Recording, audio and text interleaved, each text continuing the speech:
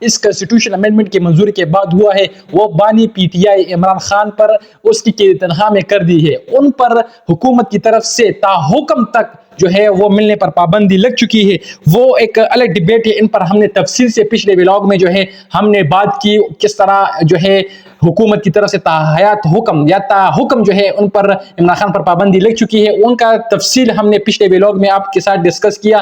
ہم ریکویسٹ کریں گے کہ ہاں آپ ہماری مزید ویڈیوز کو جو ہے وہ دیکھیں یا ان کو لائک کرے, ویو کرے اور جو ہے ہمیں سپورٹ کرے, ہمیں سبسکرائب کرے, اور ہم اپنے چینل کے تھرو آپ تک ملک کی سیاسی معاملات ڈیلیور کرتے رہیں گے. وہ معاملات جو پاکستانی میڈیا ہائڈ کر رہا ہے, جو پاکستانی میڈیا ایکچوئل میں جو ہے آپ سے وہ چیزیں چھپا رہا ہے جو جینوئن چیزیں پاکستان میں ہو رہی ہے.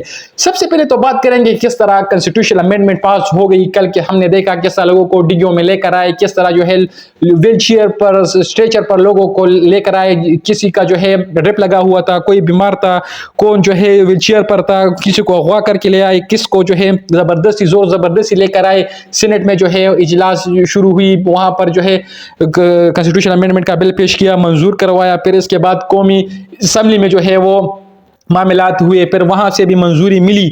اب جو مولانا فضل الرحمان نے ووٹ دیا وہ بھی سراہنے کے قابل ہے کہ کس طرح انہوں نے قاضی فائزہ صاحب کی سہولت کاری سے اس نظام کو چھڑوایا ہے, اس عام پاکستان کے عوام کو چھڑوایا ہے. مولانا فضل الرحمان کے اس کردار کو ہم سراہتے ہیں اور اس پر بعد میں بات کریں گے. لیکن سب سے امپورٹنٹ ایشو اس وقت یہ ہے کہ پارلیمانی کمیٹی اس وقت بن رہی ہے. پارلیمانی کمیٹی کیا ہے, اس کا رول کیا ہے, کس طرح اس نئی کنسٹیٹیوشن امینڈمنٹ میں پارلیمانی کمیٹی کا کردار ہے.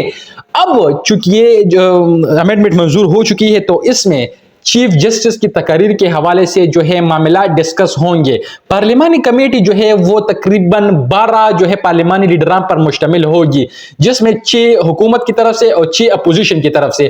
اب یہ بینچ 2/3 میجورٹی کے تحت چیف جسٹس کی تقرری کا معاملہ ڈسکس کریں گے اور ایک حتمی فیصلے پر پہنچ کر وہ سمری وزیر اعظم کو, وزیر اعظم پھر صدر کو وہ سمری بھیجیں گے اور نئے چیف جسٹس کی تقرری کا معاملہ آگے لے کر جائیں گے.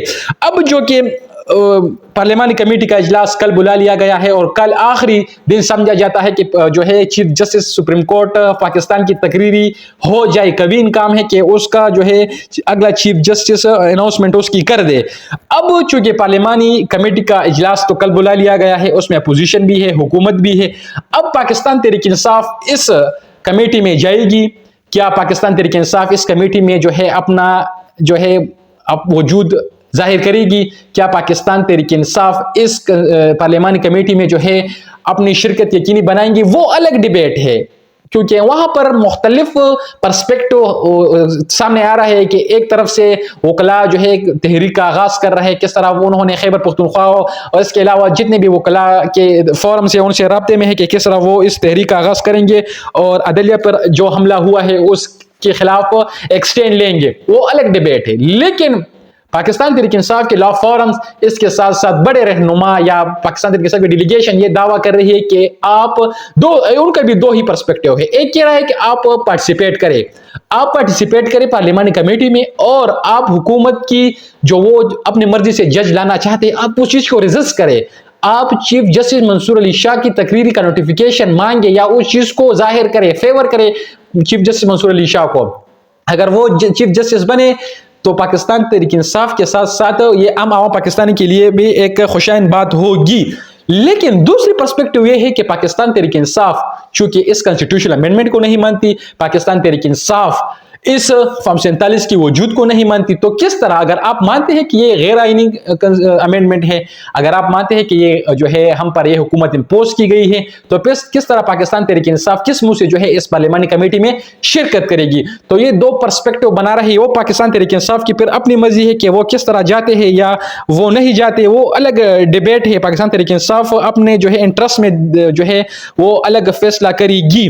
اب پاکستان تحریک انصاف چونکہ چیف جسٹس منصور شاہ کے حق میں ہے اور حکومت چاہتی ہے کہ چیف جسٹس جو ہے وہ یحییٰ افریدی کو بنایا جائے. یہ پاکستان تحریک انصاف کے وفد یہ دعویٰ کر رہی ہے کہ حکومت چاہتی ہے کہ یحییٰ افریدی جو ہے وہ اگلا چیف جسٹس بنے. اور کامران خان صحافی ہے, مشہور صحافی ہے, انیلکٹ ہے, تجزیہ نگار ہے, وہ بھی یہ چیز کا دعویٰ کر رہے ہیں کہ حکومت, کیونکہ انہوں نے پہلے بھی کہہ دیا ہے کہ چیف جسٹس جو ہوں گے وہ یحییٰ آفریدی ہوں گے, کیونکہ پتہ نہیں ان کے تعلقات حکومت سے شاید کچھ زیادہ ہی کلوز ہے, جس کی بنا پر وہ یہ بیانات دے رہے ہیں یا وہ یہ تبصرہ کر رہے ہیں کہ اگلا چیف جسٹس حکومت یحییٰ آفریدی کو لگائیں گے. لیکن یحییٰ آفریدی جو ہے وہ ایک, میں سمجھوں گا کہ ان کا مورال اتنا ہائی نہیں ہے جس طرح قاضی فائز عیسیٰ صاحب کا تھا ایک نیگیٹو رول میں, اور جس طرح اسپرٹ چیف جسٹس منصور علی شاہ صاحب کا ہے ایک پازیٹیو سینس میں, کہ کس طرح وہ دلیری سے فیصلے کرتے ہیں, کس طرح وہ جو ہے جذبات میں نہ آ کر فیصلے کرتے ہیں, وہ جو ہے ملک اور عوام کی مفاد میں جو ہے وہ فیصلے کرتے ہیں یا انصاف فراہم کرتا ہے, نہ کہ قاضی فائز عیسیٰ کی طرح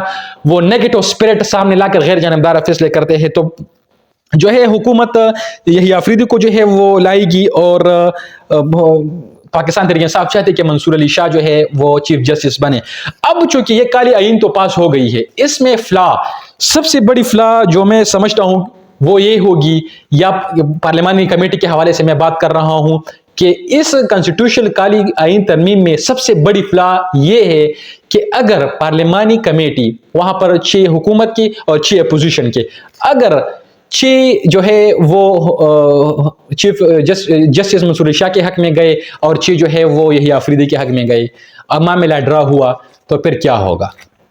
کسی کے پاس بھی اس سوال کا جواب اس وقت موجود نہیں ہے, کیونکہ جس طرح غیر آئینی طریقے سے, جس طرح ریزرو سیٹ نہ ملنے کے باوجود ترمیم کی گئی, ریزرو سیٹ کے نہ ملنے کے باوجود جو ہے غیر آئینی طریقے سے انہوں نے جو امینڈمنٹ پاس کروائی, یہ ایک بہت بڑا سوال نشان کھڑا کرا ہے, کیونکہ پاکستان تحریک انصاف کو اگر ریزرو سیٹ مل جاتے تو سینٹ میں KPK سے ان کے 11 سینیٹرز ہوتے, تو پھر کس منہ سے جو ہے وہ یہ نظام یا یہ حکومت جو ہے وہ کانسٹیٹیوشنل امینڈمنٹ پاس کرواتی. تو سب سے بڑی فلاح ایک تو یہ ہے کہ اگر یہ معاملہ ڈرا ہوتا ہے, سپوز پاکستان تحریک انصاف جو ہے منصور علی شاہ کو وہ ووٹ کاسٹ کرتی ہے, مولانا فضل الرحمان جو ہے وہ منیب اختر صاحب کو ووٹ کرتی ہے, مسلم لیگ نون یحییٰ آفریدی کو ووٹ کرتی ہے, اگر یہ معاملہ ڈرا ہوا اور اگر یہ معاملہ 2/3 کے بجائے جو ہے وہ مزید ایکسٹینڈ ہوا تو پھر کیا ہوگا؟ لیکن جس طرح انہوں نے کانسٹیٹیوشن امینڈمنٹ پاس کروایا, کس طرح لوگوں کو ڈیگیوں میں لے کر آئے, کس طرح ظلم اور جبر کے ساتھ لوگوں کو قائل کیا, کس طرح لوگوں کی ضمیر خریدے گئے, کس طرح پیسے سے لوگوں کی جو ہے عزتیں خریدی گئی, کس طرح 4 دیوالی کا تقدس پامال ہوا, تو یہ عین ممکن ہے کہ یہ زور زبردستی سے یہ پارلیمانی کمیٹی سے اپنے مرضی کا چیف جسٹس بھی لگا دے. اس کے بعد کانسٹیٹیوشنل بینچ بھی بنے گی. سب سے بڑی فلاح تو ایک تو یہ ہے. دوسری نمبر سب سے بڑی فلاح کانسٹیٹیوشنل بینچ ہے. اگر وہاں پر اگر چیف جسٹس یحییٰ آفریدی کو لگواتے ہیں تو ظاہر بات ہے آپ کانسٹیٹیوشنل بینچ کا جو پریسائڈنگ جج ہوگا وہ منصور علی شاہ صاحب ہوں گے. اگر آپ وہاں پر جو ہے کانسٹیٹیوشنل بینچ میں یحییٰ آفریدی کو لگواتے ہیں تو آپ کو مجبوراً یہاں چیف جسٹس منصور علی شاہ صاحب کو لگوانا ہے. اگر آپ جسٹس منصور علی شاہ صاحب کو آپ چیف جسٹس لگوانا ہی تھا آپ کو, تو اتنے بڑے ظلم جبر کی کیا ضرورت تھی, اتنے بڑے کانسٹیٹیوشنل امینڈمنٹ کو پاس کرنے کی کیا ضرورت تھی, کتنے اتنے معاملات ڈیولپ کرنے تھے, کیوں لوگوں پر ظلم و جبر کرنا تھا؟ آپ بس سیدھا جو ہے منصور علی شاہ صاحب کو جو ہے وہ چیف جسٹس لگا دیتے. تو یہ بہت بڑا جو ہے بحران سامنے آیا. کس طرح یہ معاملات اب ڈیولپ ہوں گے, دیکھیں گے کہ کس طرح جو حکومت کل اناؤنسمنٹ کرے گی اور کس طرح وہ جو ہے ایک نئے چیف جسٹس کا اعلان کرے گی. تو اس کا تفصیلات تمام معاملات ہم آپ کے سامنے رکھیں گے.